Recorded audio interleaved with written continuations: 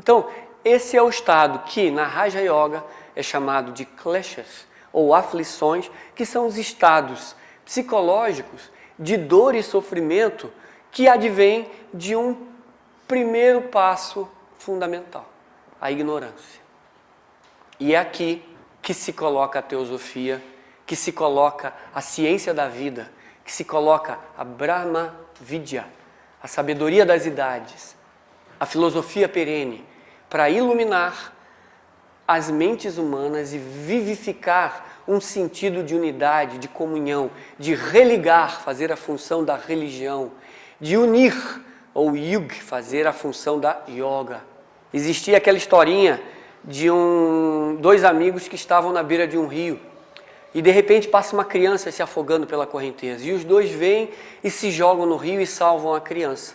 Mas quando eles felizes acabaram de salvar a criança, eles veem uma outra criança também se debatendo no rio e os dois se mergulham para salvar uma segunda criança que estava.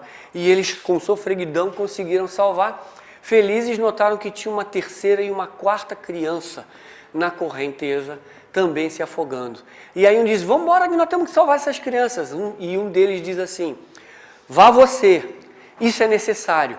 Eu vou até a cabeceira do rio para ver quem é que está jogando essas crianças no rio e trabalhar para que isso pare de acontecer, porque eu estou vendo que é uma coisa comum. Um deles está fazendo um trabalho essencial, salvar as crianças. O outro percebeu que tem alguém jogando crianças no rio. E ele vai correr para a fonte do problema para evitar que se jogue criança no rio, não ficar a vida inteira nadando, salvando criança que está passando na correnteza. E assim somos nós, e eu não estou dizendo que o primeiro que queria salvar está errado, é necessário, mas alguém precisa ver que há um processo de ignorância acontecendo e que se formos para a fonte, nós vamos resolver o problema definitivamente. Aqui, na fonte, é que trabalha a teosofia. Na origem dos problemas, que é a ignorância fundamental. Então, a caridade, ela é extremamente válida. A caridade de prover o sustento para aqueles que são necessitados, desabrigados e que possam ter abrigo, que passam fome e que podem ter alimento.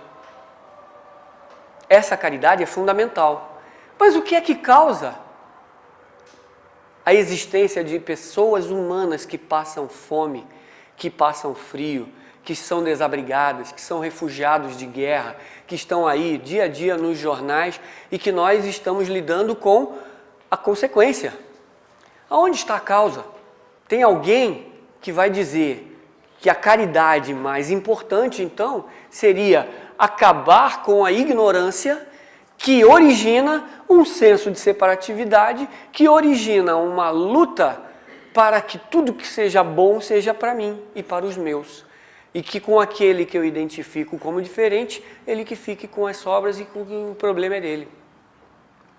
E assim nós não aprendemos compaixão, amor, nós não compreendemos afeto e compreensão da necessidade fundamental do ser humano. Se sentir aceito, acolhido, amado. Nós buscamos só para nós e para os nossos. E a família humana? Existe a família biológica, é verdade. Mas a família biológica é a única família que nós temos? A partir desse ponto de vista aqui da não ignorância, de uma visão que somos uma única família humana nesse planeta, será que não existe algo para ser feito para soerguer essa consciência da humanidade e que possamos entender e compreender a nossa natureza única, fraterna? Somos filhos de um mesmo pai ou de uma mesma vida? A ignorância fundamental é que traz a guerra, a disputa, a ganância, a vida em função de obter cada vez mais. Pois se você olhar que todos esses degraus estão concatenados, é pela escravidão que essa minha ignorância me coloca que eu me ponho a lutar contra o meu irmão para fugir de qualquer situação desconfortável, para buscar tudo que é de bom para mim, porque afinal de contas eu é que tenho que me virar, o outro que se vire por si mesmo, porque eu não entendo que eu sou filho de um mesmo pai, membro de uma única família e assim por diante. Então, assim como os budistas perceberam que a dor e o sofrimento vêm desses níveis mais sutis, não apenas da dor física, de doenças possíveis, inverno, verão e assim por diante, nem das dores psicológicas da impermanência, da frustração com as coisas objetivas, e não apenas da dor fundamental, que é sentir-se separado, estar apartado de um senso de vida coletiva plena, cheia de compaixão e amor no final das contas. Nós, humanos, poderíamos ver a vida não com a mente que separa, mas com o coração que vê. A mente pode vir, num futuro breve, a ser o instrumento do coração que vê.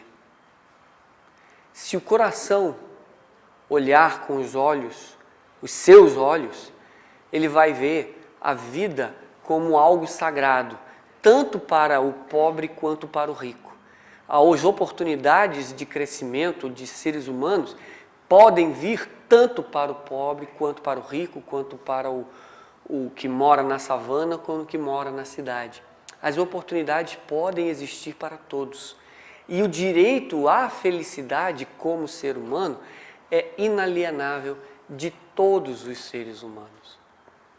Não há ninguém que não mereça ser feliz, pois ele é uma consciência que habita uma estrutura humana hoje, mas não é para sempre.